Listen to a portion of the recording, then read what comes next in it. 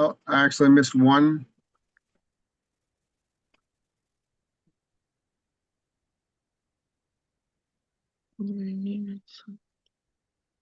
All right.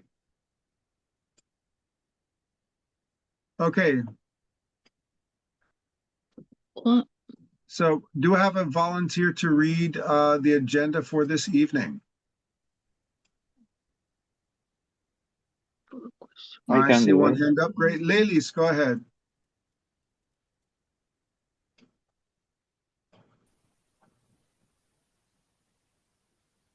You're muted, ladies. Okay, I got it. Yep. Good night, everyone. Hello. Hello. Go ahead. Is August 2nd, 2026. Is the RSVP? I don't know what is the mean. That means respond, s'il vous plaît. Just say whether or not you can make it. Receive. For the end of semester, what treat? Yeah. Quick vocab review, break optional, discuss for question in breakout rooms, finish the story. Very good. I would This like to add, teacher, that I leave a comment. I'm not sure if I can go, okay? But I leave a comment. No, yep, we all saw it. Okay. Every one of us saw it. Thank you. Yep. So this will actually take up a majority of class time tonight because I've got 4 questions broken down through about the story that we're going to be you're going to be writing about for Friday. Very interesting, very compelling story. We'll take our time with it. Very good. Thank you, ladies. So we've just gone over this. For anybody who just came into class, just check the Google Classroom stream regarding the boat trip end of semester. All right, so let's go into vocabulary review. So there's a good amount of vocab for this story. And just as last time, what I'll ask you to do is to use your hand raising emoji if you've got the correct answer. I will give the definition of the word and use your hand raising emoji if you've got the correct answer. All right. And this is regarding the story for the writing assignment on Friday. Okay. Here we go. Let's start with a feeling of disappointment or unhappiness. Use the hand raising emoji when you've got it. A feeling of disappointment. 2 people have raised their hands. Excellent. Let's go with Jose. Disappear. Not disappear. Oh, could you read again, please? Yeah. A feeling of disappointment or unhappiness. Unhappy. Dissatisfaction. Correct. Yes. Correct. Dissatisfaction. Very Dissatisfaction. good, Jose. Nice job, my friend. All right. Okay. The person in charge of a prison. What is it? And remember to use the hand raising emoji if you've got the answer. Oh, Jose's got his hand up. Let's get somebody else. And I'll actually give we have a few students, I think, joining us for the first time tonight. Let me give everybody a reminder of what the hand raising emoji is. This is it. Okay, there we go. Here we go. Whoop. The person who is in charge. Yep. Of a prison. Yep. So everybody who's looking for the hand raising emoji, it's in the Zoom toolbar right there. All right.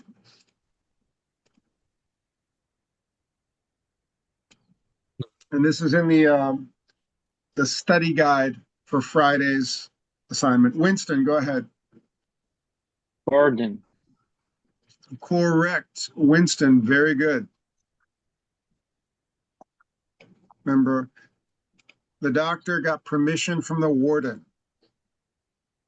Warden. Excellent job. Very good, Winston. Okay. Exclusive. Next up, I'll go with an easy one. Unique. Unique. Passages from the Quran. Passages from the Quran.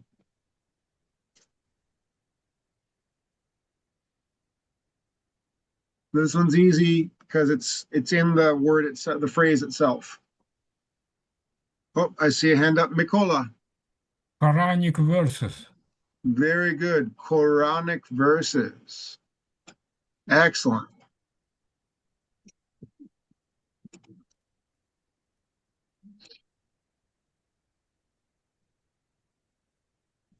So yeah, this comes into play in the story when Ishmahan is that's Muhammad's wife. She's being pressured to divorce Muhammad, but she refuses. All right. Next up, homemade recordings of favorite songs. Homemade recordings of favorite songs.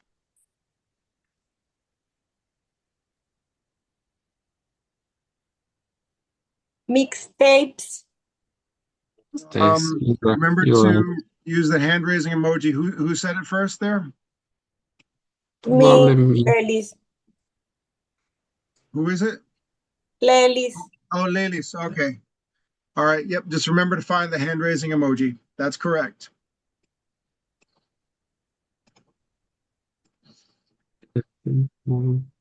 Lelis. Okay. Very good. All right. Blankets, sheets, and other materials for a bed.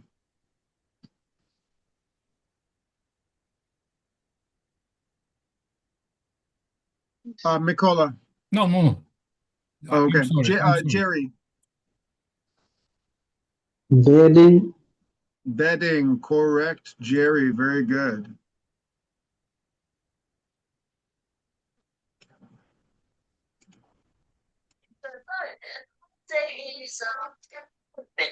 Yesterday? Oh, take a look at this. Okay, next up. Having the eyes covered so a person cannot see. Having the eyes covered so a person cannot see. Oh, I see one hand up. Bianca. Blindfolded. Correct, Bianca. That's blindfolded. So yeah, very good. So when the secret police came to Muhammad's house, they blindfolded him and took him away. Very good.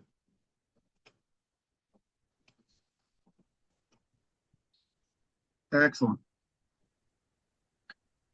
Okay.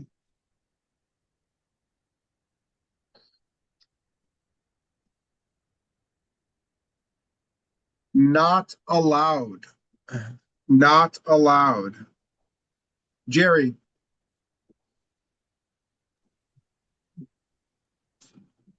Whisper. Say it again, please. Whisper. Nope. Jose.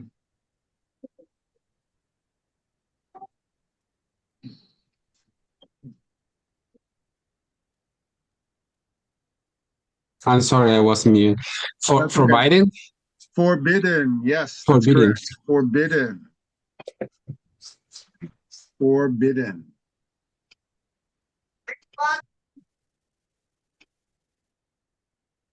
Nice work. Okay. Muslim religious leaders. Rose. Check. Sheikhs, did you say? Yeah. Correct. Was that Rose or was that somebody else? Was Fennel. I call. It sounded like your voice. Rose had her hand up. Rose, did you have the same answer as Fennel? I think Rose is muted. Yeah, Rose is still muted. Okay. We'll give it to Fennel and maybe Rose too. Very good. Very good, Fennel. Okay, here we go. Nice work. Okay. All right, this one's a little bit easy because the definition is part of the word itself. Government agents who secretly enforce political control. Secret police. Are we raising our hand here? Secret police. Secret police. I tried to raise my hand, Okay. but I use heard my three phone. people raise their hand. Only one person who's actually raised his hand is Jerry. Jerry, do you have the answer? Secret Jerry's police. muted. Secret Okay, police. guys, part of this is to learn to use your technology. So find the hand raising emoji. Yeah. It's okay. We got about 3 people who have the same answer, so that's correct. Jerry, did you have the same answer? Yes, I the thought so. secret police. Yeah. I'll call it Jerry and Friends. How about that? All right. Oh, Fennel, are you able to see the screen okay today? Yeah, but I'm using my phone. I try with my computer, but it's like I have a problem with my computer. I'm using my phone so that I can Yeah, see you, I and remember that from last week. Yeah. yeah, I can't raise Yeah. my hand. It's so that I just answer. Right. No, I remember that from last week. Is it an older Chromebook that you're using, Jerry? I'm sorry, Fennel? It's the same Chromebook. It's like I think it's I don't know if the way that I try to connect with the link you sent me. I think the problem is the link. But in my No, phone I don't have a problem. It's not the No, link. It's the device. yeah, when I put the link on the device, I got it's like delay, Yes, But that's in exactly my what it phone is. it's Yeah. okay. Yeah. Thank Yeah, you. no problem. A few years ago, we had a lot of the Chromebooks that are given away that used to be given away for free. Some of them, the screen, the material on the screen just wasn't a very good quality, so there was a lot of students had a delay. So it's not your fault. It's okay. Yeah. Yeah. There we go. Let's go to the next one. To speak very quietly.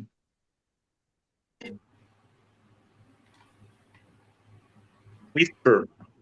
Whisper. Whisper, teacher. Okay, I heard about 5 people and I see 2 hands. Ladies. Whisper. Whisper. Whisper. Yeah, Whisper. okay, everybody remember. Use the hand raising emoji. That's correct. Whisper, ladies. Whisper.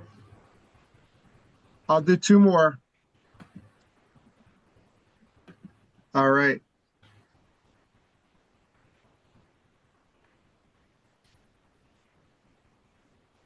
A period when art, music, and culture become popular again.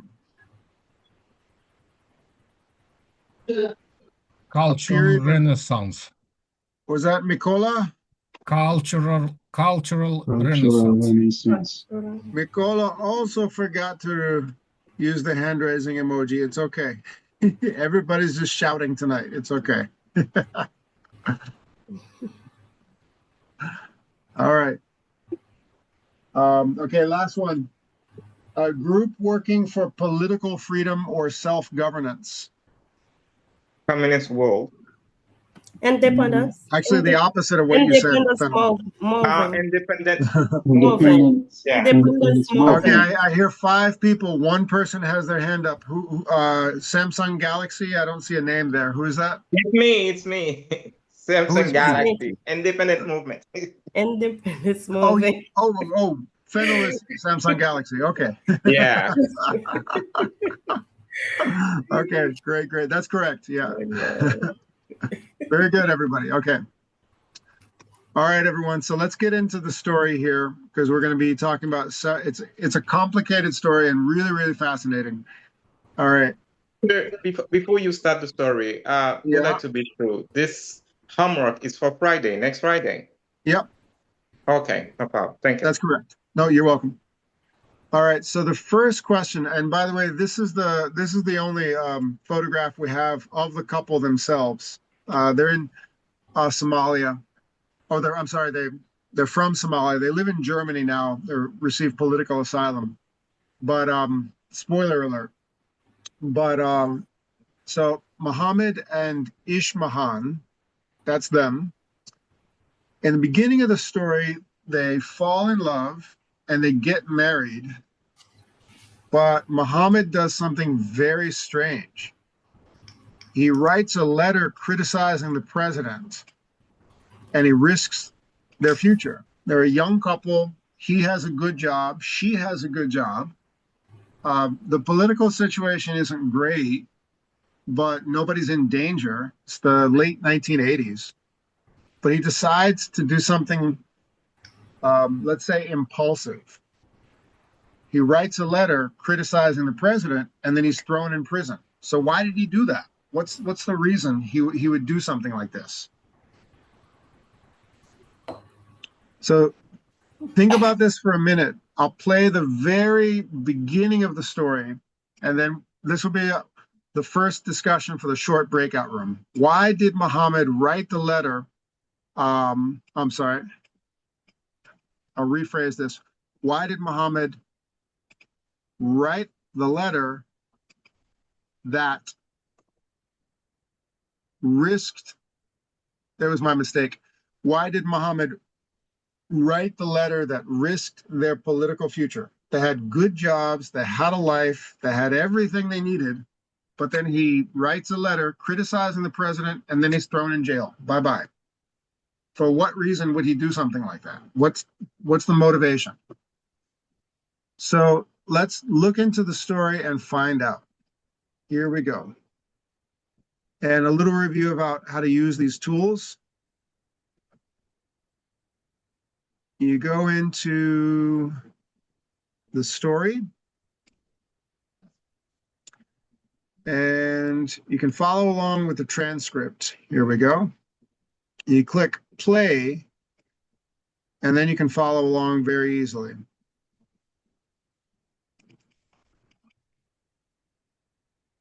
And you see how I moved up the timestamp? When you want to play another part to listen to it again, this can help you. If you want to only review one part of the story, blindfolded. It's a great tool. It's in just So you find the part of the story, you can read it on your own, but it's better to read and listen at the same time. it's in just a little bit of light. It's very dark. This is where not doing right by us, and we got to step up our. And he takes this bold. So about 2 minutes into the story,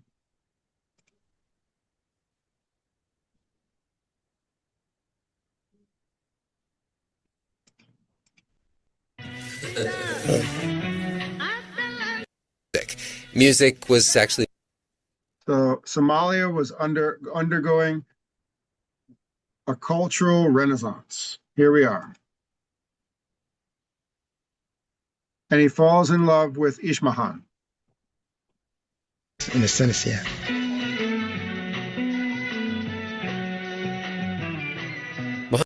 Plant, and he'd found true love on his first date. We went to a small restaurant near where we lived. Her name was Ismahan, 20 years old, a teller at a state bank. And we were talking, and shyly, of course, she was very shy, and we realized that we wanted to get married.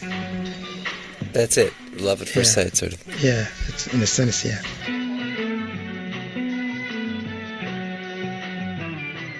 Muhammad said he was just so struck by how generous she was and smart, and they connected about everything from the future of their country to the music they liked. Whatever images the word Somalia calls to mind, the Somalia where Muhammad lived was in a cultural renaissance. This was 1981. It was under communist rule. And the dictator, he was a dictator, but he was also a big fan of Somali culture and music. Music was actually a big part of how Muhammad courted Ismahan. He made her mixtapes. This was the 80s. She was into songs and stuff like that. Yeah. Did you sing or did she sing? Oh, she's a better singer.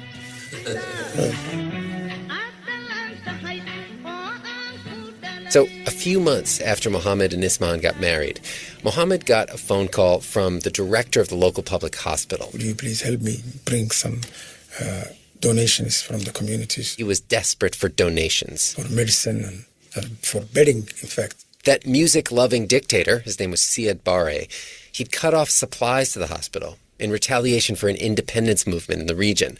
The doctor had been calling all his friends in secret. Yeah, we were talking all the time. Saying, you work for Pepsi, you have connections, you know people, can we raise the money discreetly, ourselves? But Mohammed wanted to go big. I suppose maybe I wanted to share my happiness. What do you mean by share your happiness? Contribute, because there were other people who were less fortunate than us. Mohammed was in that stage of new love when you just kind of think the world is full of good feeling, and if everybody knew what was going on, they would do the right thing. And he takes this bold and pretty risky move. He writes a letter. Some kind of newsletter. About the hospital conditions. Yes, and telling the conditions of the country. Essentially implying that the dictator is not doing right by us, and we got to step up ourselves. A couple weeks later, Mohammed and Isman heard a knock on their door in the middle of the night. National security people. They don't have no warrant or anything like that. They just said, we need to take him. And I could see her, my wife, and I remember her in her eyes. What was in her eyes? Love, but also terror. Mohammed is accused of treason and sentenced to life in solitary confinement. Blindfolded, handcuffed, and sent to a cell. And this is where the story really begins. Mohammed's cell is tiny, maybe 6 feet by 6 feet, concrete walls, hole in the floor for a toilet, and a window high up that lets in just a little bit of light. It's very dark, and cockroaches come from the toilet. Cockroaches? Cockroaches, and they will fly off the wall towards you and excrement with their feet. So on their feet would be excrement from the toilet? Yeah, yes. After the cockroaches come the rats, and the mice, and the mosquitoes. The noise of the mosquitoes. Oh, like an engine, chat. All right. So that's where the story really begins. But let's ask the question. Mohammed is a relatively young man. He's in his mid to late 20s. He has a good job managing a factory. It's a Pepsi factory, foreign factory. It's Pepsi. He's got a young wife who beautiful and smart, and she's got a good job at a bank. And he throws their lives away by writing a letter, distributing it to the public, criticizing the president. Why would he do that? So in breakout rooms, whoops, wrong question, I'm sorry. In breakout rooms, there it is. Why did Mohammed write the letter that risked their future? Why would he do that? So that's what you want to discuss in breakout rooms, okay? I'm going to send you into breakout rooms in one moment, all right? And go ahead and just let me know. Does anybody have a question about this question? Everybody understand the question?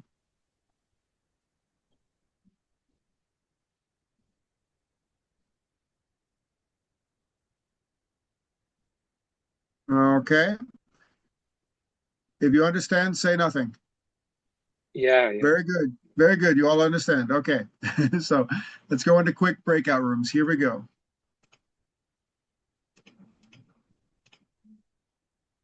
You can join your breakout rooms now.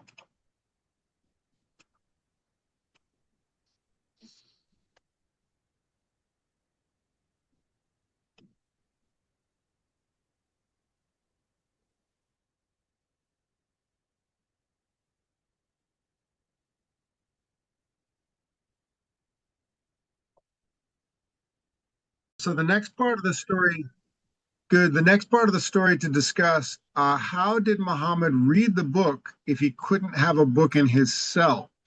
And that's where the story becomes really fascinating. So he's basically in a tiny closet space with a hole.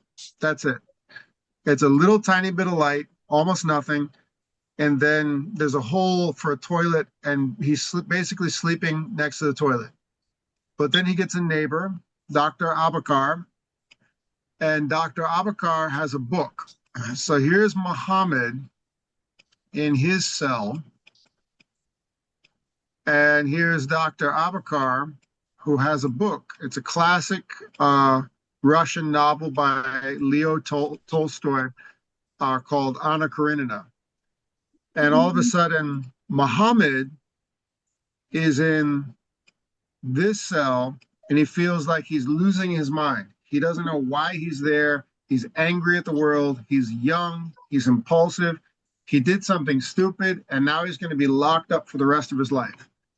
Dr. Abakar realizes that this young man is going crazy. He's anxious, and he's going to try to help him, and he has a book. So Dr. Abakar has a book. So this question here, we're going to look at: how does Muhammad read a book if the book is in the next cell? The book is here.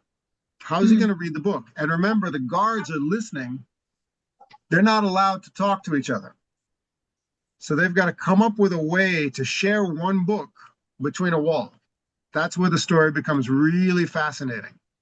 So get ready. How do you share a book between a wall? Let's go back to the story. Jet engine. But even worse than that sound Meow. is the buzzing in his own mind. Because in this prison, there is one rule. It was strictly forbidden to talk to your neighbors. Oh my He's God. forbidden to speak to the other inmates, So you walk forward and backward. pacing back and forth. And this is it's a tiny place to walk back and forth. 3 short steps. So like 3 short steps forward, 3 short steps back, 3 short steps forward. Yes. So that is his life now.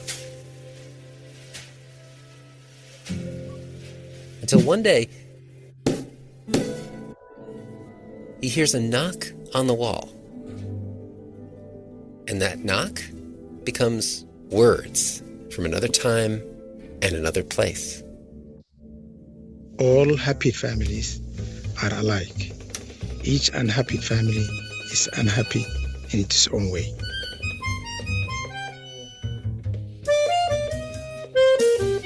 This is Rough Translation. It's the show from NPR bringing you familiar conversations from unfamiliar perspectives. I'm Gregory Warner.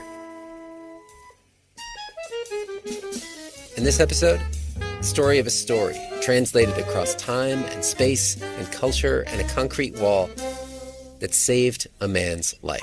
I should build a monument for that book. One book that changed everything when Rough Translation returns.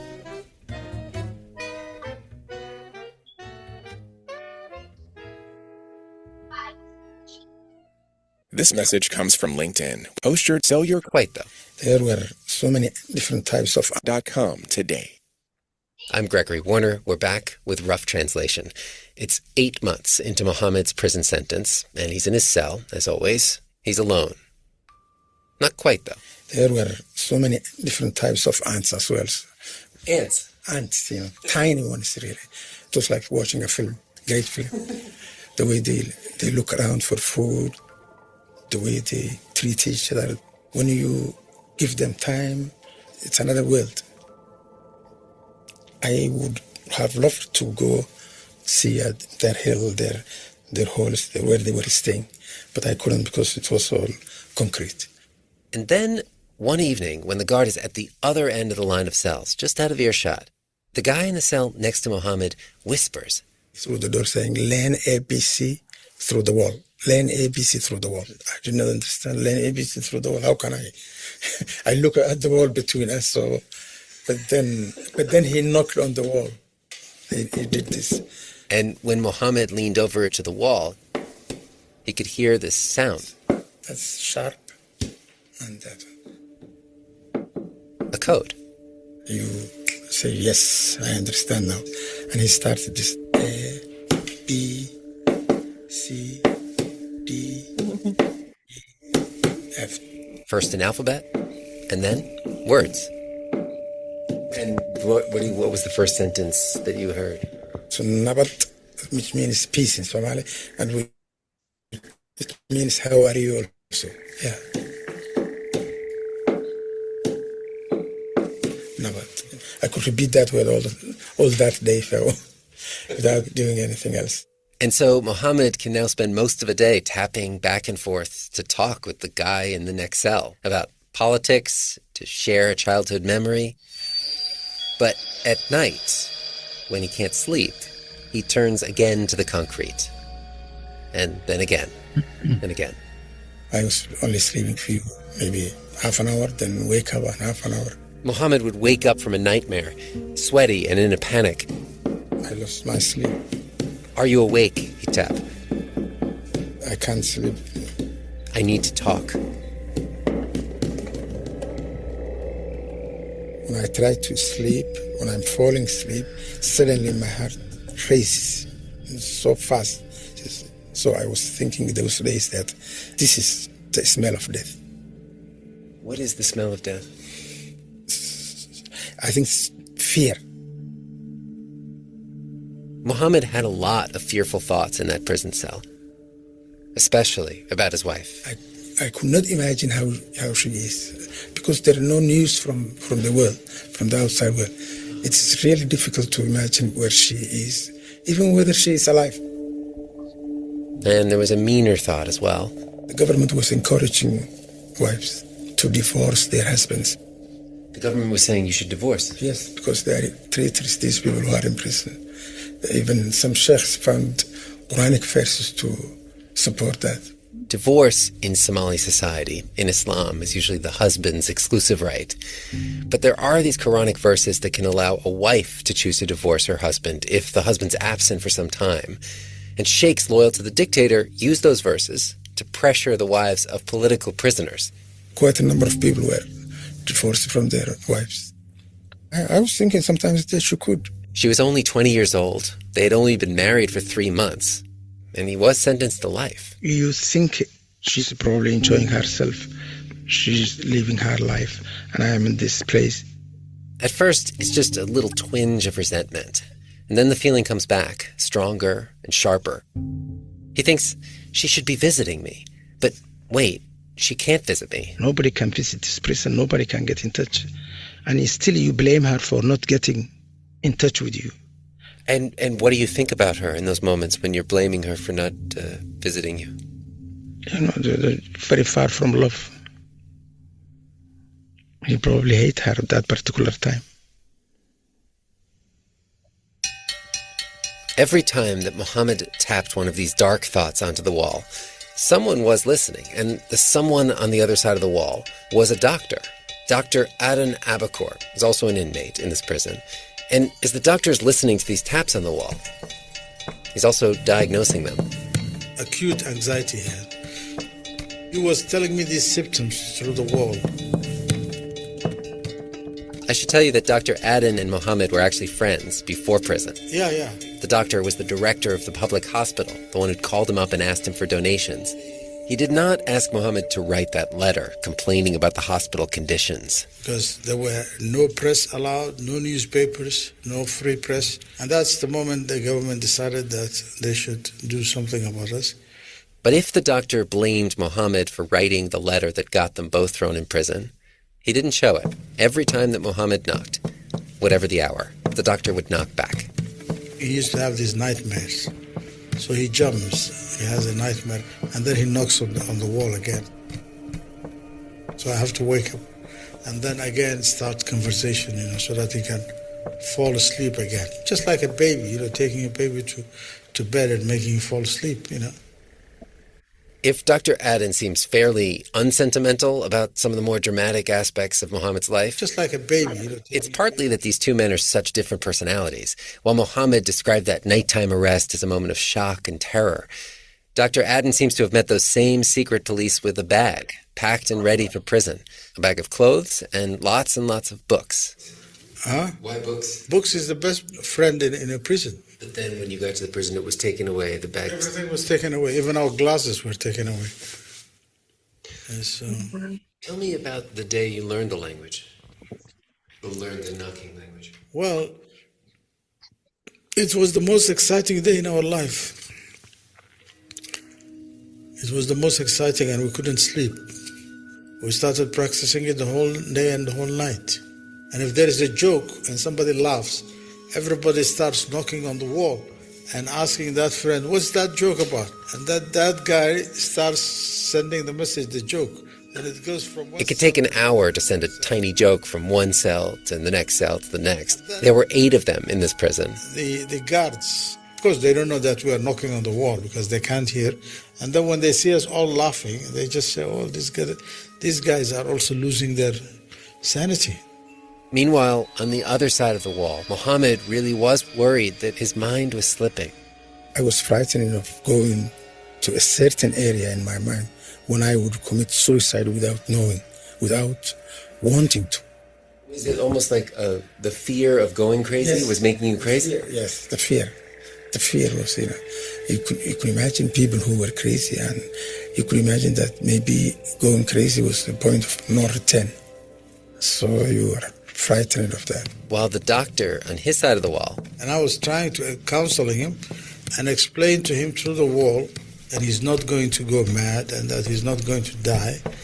But you can't counsel a person through a wall. Months go by, then a whole year.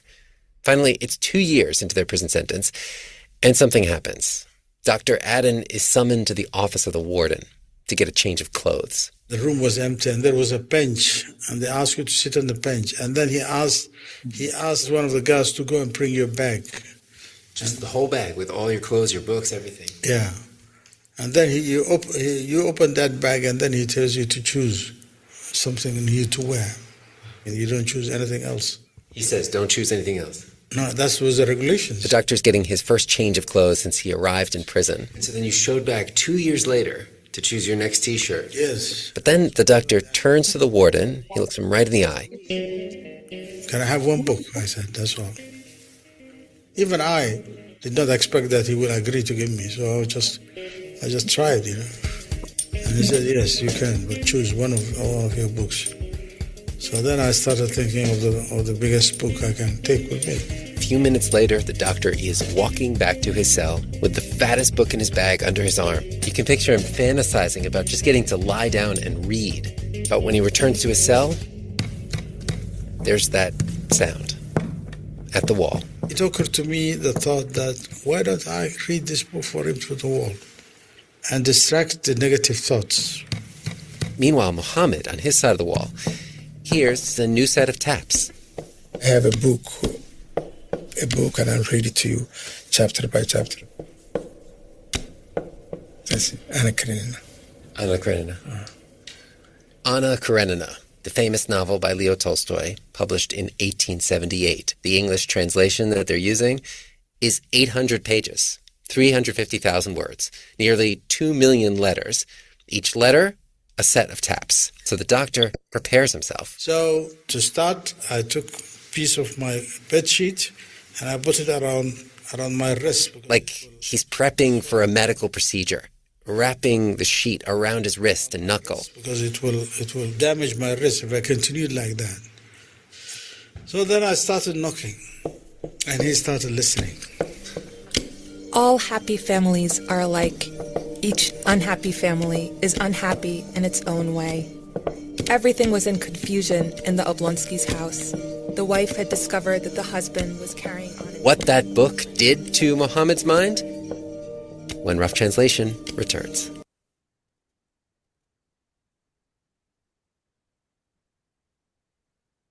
Okay. So there's the question.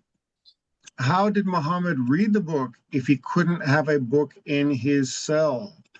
All right, next quick breakout room. Everybody understand the question? Yes, sir. Very good. Here we go. I'm going to put you in different groups now. Here we go. Okay, you can join your breakout rooms.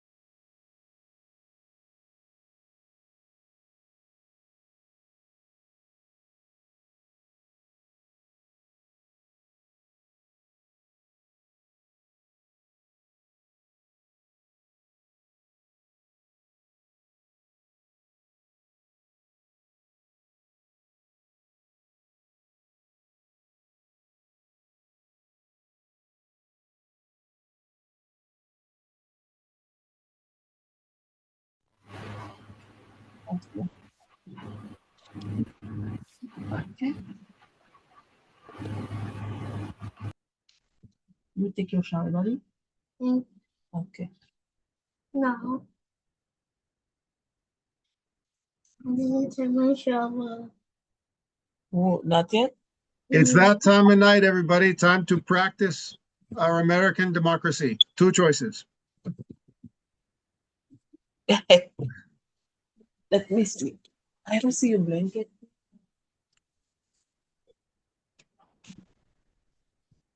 Okay. Okay.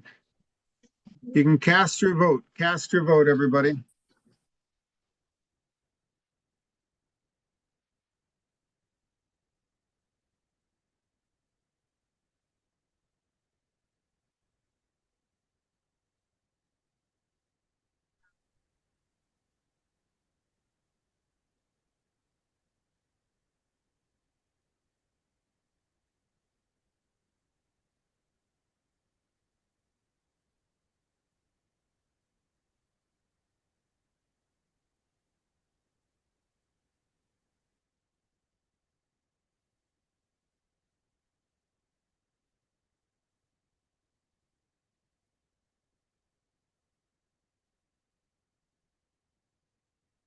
So 100% of you say finish early. So we'll skip the break and we'll keep it going. All right.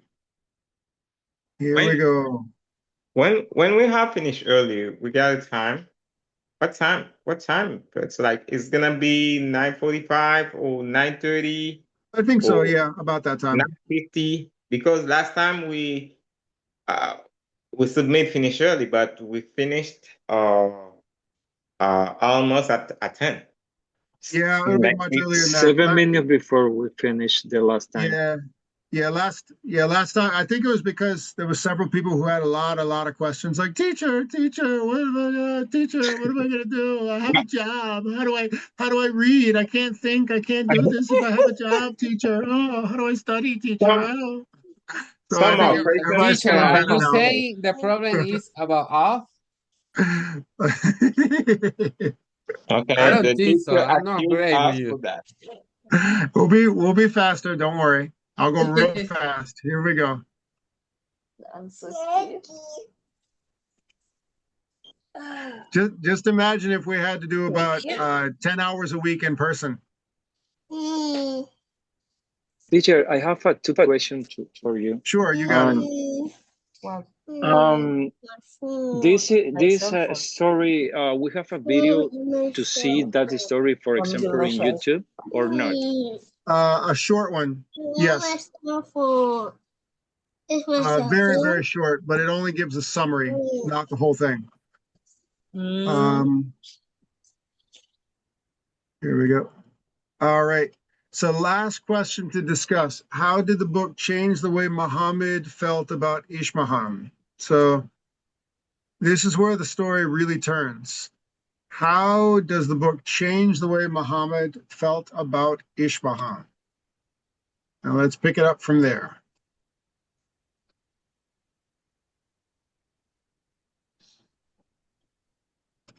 Rough Translation returns. Solutions. This message comes from NPR. We're back with Rough Translation. I'm Gregory Warner. The day that the novel Anna Karenina entered their lives marked a new phase for Mohammed and the doctor. Each morning, Dr. Aden would carefully wrap his hand and open the novel. Mohammed, on his side of the wall, would listen.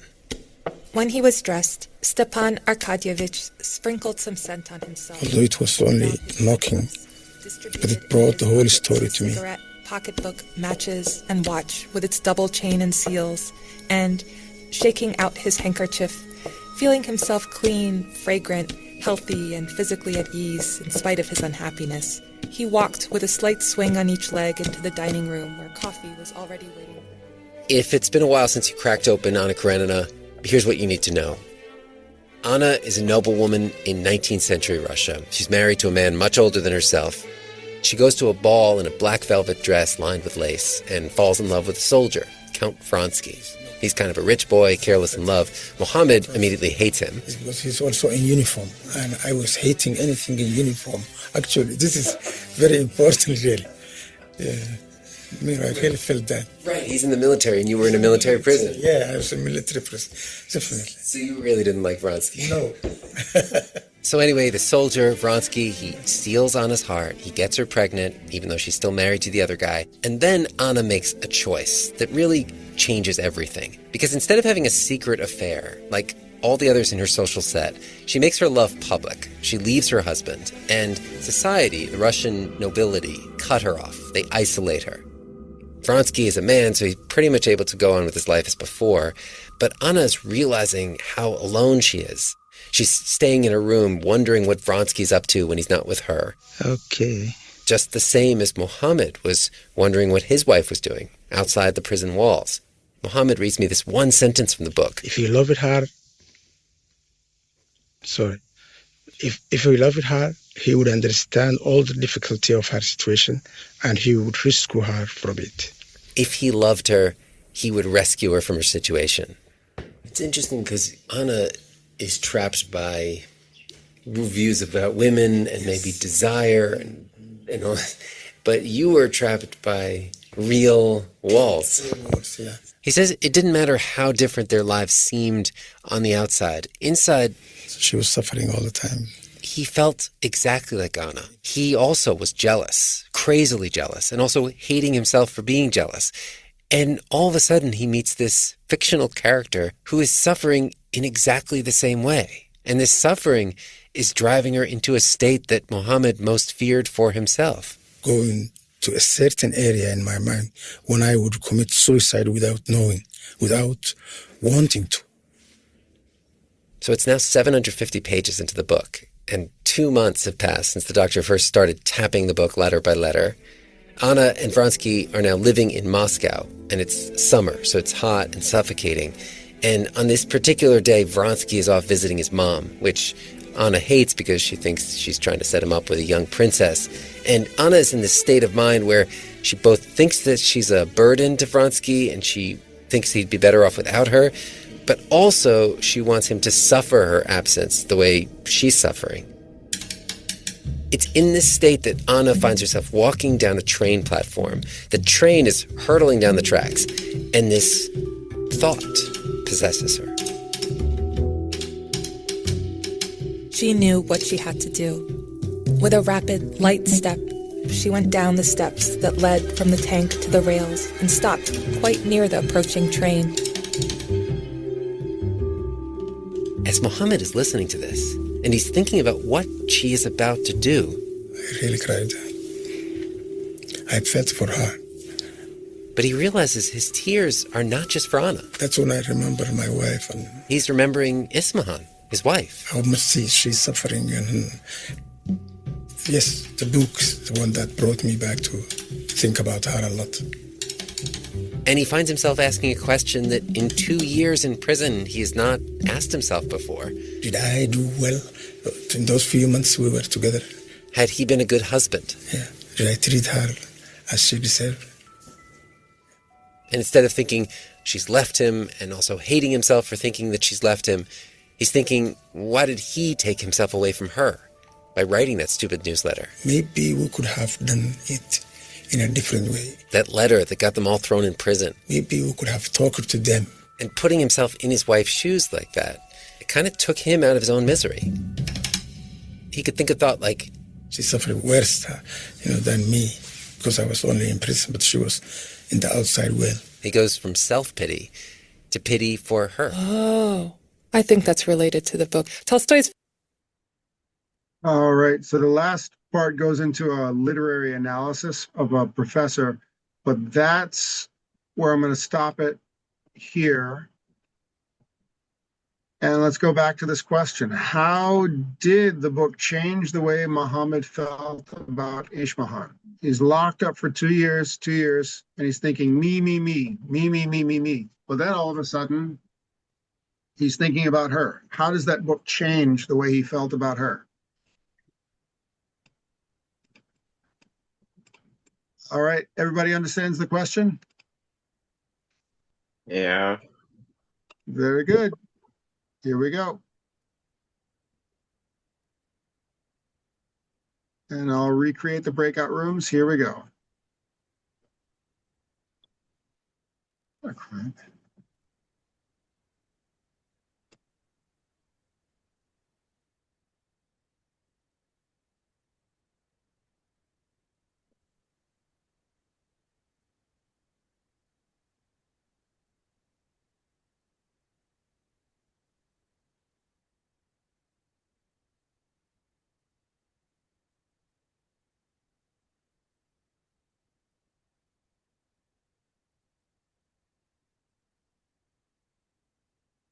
I am now in a room, teacher. Okay, let's fix that. Try now.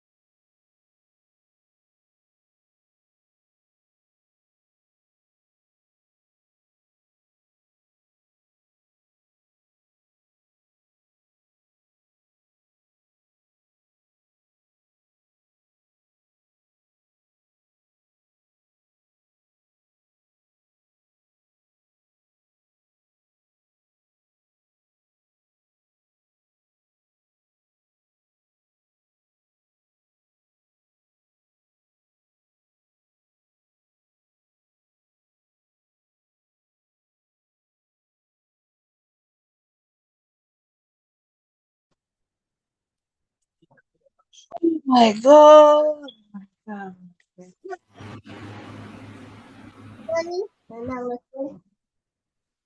Okay, everybody. So that's our last breakout room for the evening. Good. It looks like everyone's got a good grasp of the story. So I stopped about 2/3 of the way through.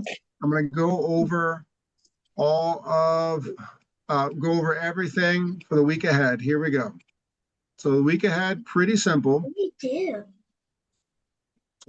Very, very simple. Here we go. So for Wednesday, I've got an InGen assignment. It's pretty quick. It's got some good vocabulary. Several of you who are very excited already turned it in. Great. And the writing assignment that you want to take a little more time with, take your time, don't rush. There's the vocabulary, the study guide, there's the story itself. When you open up the worksheet, make sure you open, it'll say open with a Google Doc. The question is, how did Mohammed Baroud find a way to keep his sanity during 8 years of solitary confinement? And essentially that's, how does he find a way not to go crazy? He's locked up for 8 years. And you want to write a short summary and only about 55 to 60 words, very, very short, but you still want to put a lot of thought into it. So don't worry about having time to write. You still want to put a lot of thought into it. And that's it for Friday. So really short, really easy. Now, to get you excited about the end of the story, here's something obvious. Quick question. Do you think Muhammad is going to get out? Is he going to get out of this prison? The answer is yes. Yes, of course. Yeah, because and when you go said ahead. it had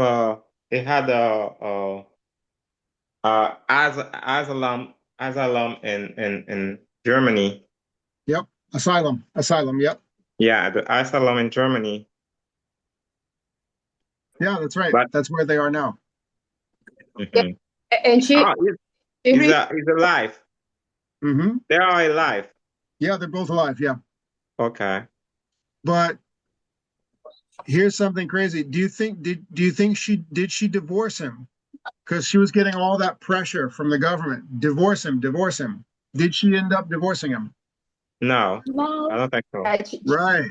She refused to divorce, and then they changed to the other city or the other office because you work in a bank. Yeah. And for this reason, they changed it for the other side. Yep. I don't know. Yeah, she gave up a lot to stay married to him. What does everybody think about that? Why, if she could have just divorced him and moved on, but she refused. And get other men. Yeah, she could have done that. She could have just moved on. Why didn't she just divorce him? Because they like each other, teacher. Say it again. They like each other. They She loved him. Yeah. There it is. There it is. There it is. I'm going to teach you a phrase we use in America. The heart wants what the heart wants. Wow. Why do we do what we do? The heart wants what the heart wants. Oh, wow. We have no anything to do when that happens. That's right. We can't control who we love or when or why or how. But yeah, but after he is released, think about this. Imagine living with this man who's been locked in a hole. He's literally been in a dark hole for 8 years. And the only way he can talk is like that. That's it. Can you imagine living with somebody like that after he's out? Teacher, for the homework, we're gonna have all this question to answer or only one question? Just one. The one I just showed you. Just one. Oh. Very simple. Very, very simple. Okay. And we will discussing again about this. Oh yeah, we'll discuss more next time. Yeah. I like what do you it. think? Yeah. But what do you think about this? Can you imagine living with this guy after? Oh my God. He's out. He's been inside of a hole. Traumatic situation because he has from too much hard situations. Yes. his psyche could be affected about all the situation that he lived in that place, in the cell. With even if they implement a different ways to distract himself with the other guy, the doctor, right? Yep. Yeah, it could be hard. I don't know. I never stay in this place, but in this place in Muhammad that living place. normal life? I don't think so. Yeah. Teacher, And I did hear. I thought Mohammed say he doesn't love his wife anymore like the same way he loved her.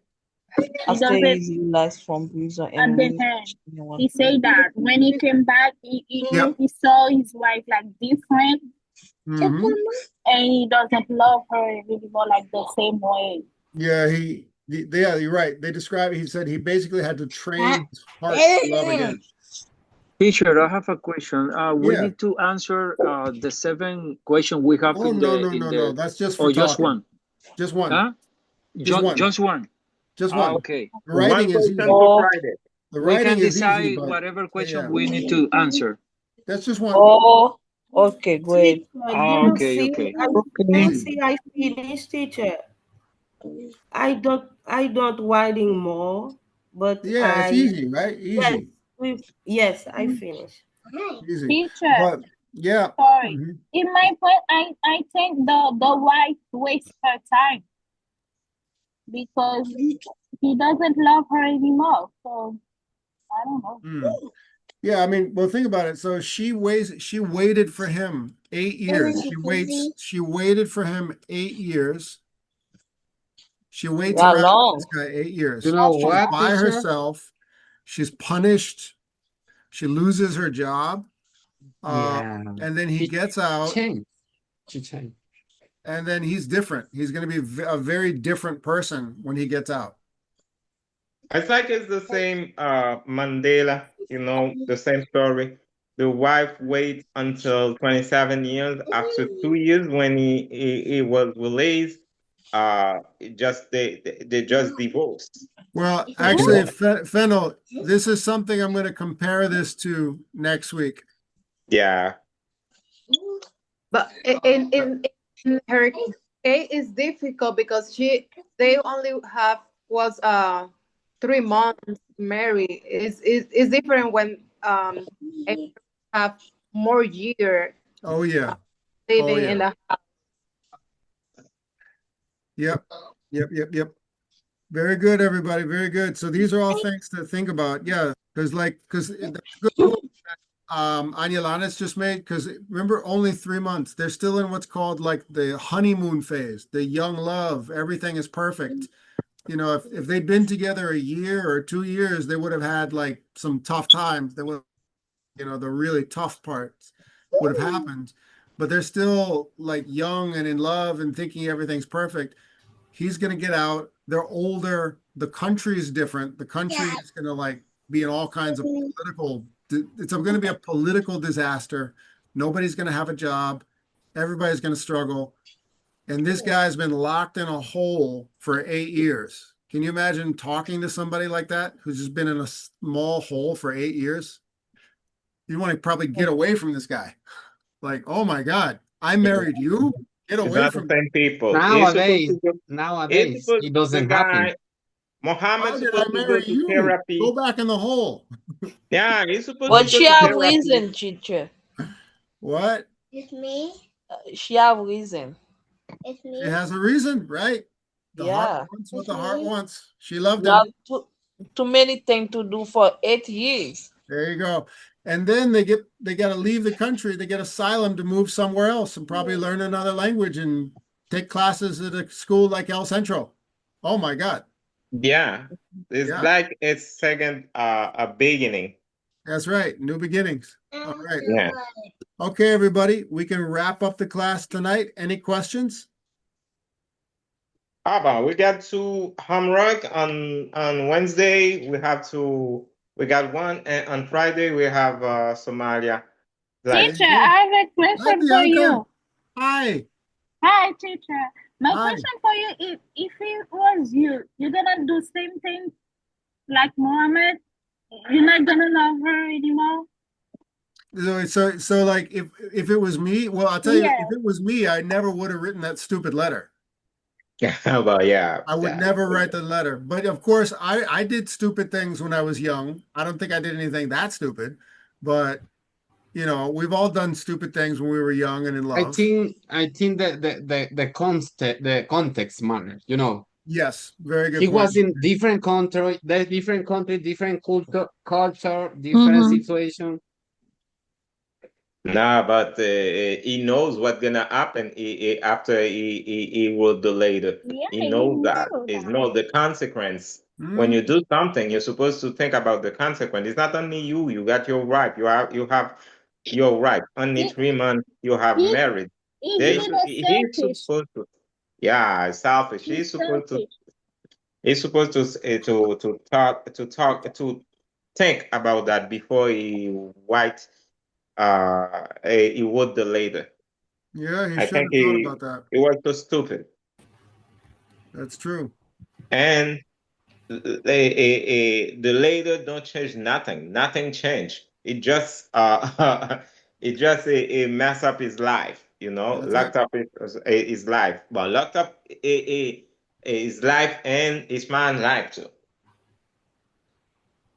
That's correct. That's correct. Oh yeah, Jose, you asked for a video. There's a very short summary. It's like a kind of a cartoon illustration, about 5 minutes long, a version of this story to help. But I just sent it in the WhatsApp group. I think it was Winston who asked about video. Winston. Oh yeah. Yeah, probably. Yeah, it's in the WhatsApp group. So that's about it. And if anybody can make the boat trip on Thursday the 13th at 10 a.m., just RSVP, say you can make it, and if you can bring a member of your family on the Google Classroom there, and I'll make sure you have a spot for the boat trip. That's it, everybody. Okay, everybody ready everybody ready for the week ahead? Excuse me, teacher. You say I don't understand. What do you say about Wednesday? I didn't say anything about Wednesday. About Tuesday. 10 a.m. Huh? No. Daphne, just look at the Google Classroom page and you see what I was talking about. It's okay. The boat trip on the 13th. That's it. Teacher, if we can't make it, it's not bad. If you can make it, just write that you're coming so I can reserve so that you have a ticket and you will get on the boat. That's all I need to know. That's it. If you can't. Okay, just write, yes, I am coming, and then I'll make sure I'll write your name down so you have a ticket. That's all. Most people are working. I assume most people can't make it, but if you can, for any reason, just write your name down and you'll be okay. All right. Good night, everybody. Good night, teacher. Bye. Good night, everyone. Good night, teacher. Bye-bye. Good night.